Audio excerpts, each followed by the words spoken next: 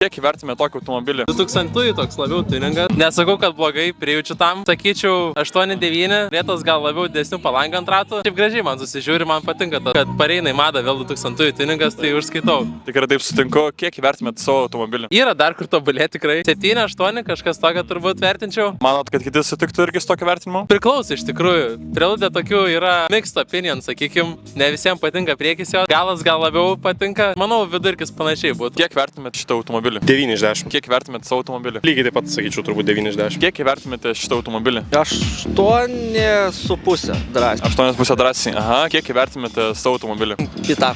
5. Kodėl 5? Tik tais. Daug reikia investuoti biški prie išorės ir šiaip senesnis automobilis įdomiau atrodo negu biški naujas. Toks ekskliuzyvas, gatvėje rečiau sutinkamas toksai variantas. Gerai, ačiū Jums labai. O kaip manote, ar kiti žmonės tiktų su tokio vertinimu? Manau, kad jo. Maniškiai jau nėra tokie, wow, akičiai traukiantis vaizdas. Ten jau matos, kad žmogus rankų pridėjo. Kiek įvertumėte šitą automobilį? Sunku pasakyti, bet manau 5 bus. Pats savininkas irgi tik 5 davė, iš tikrųjų tik tais. Kiek įvertumėte savo automobilį? Nėra jisai toks tobulas, kaip daugumai gali atrodyti. Vertinčiau 7,5. Manot, kiti žmonės sutiktų su tokio vertinimu? Manau, sutik. Dabar pačiu su renginio organizatorium, Tikas Arnai, kiek įvertumėte šitą automobilį? 6 džemo Civicas.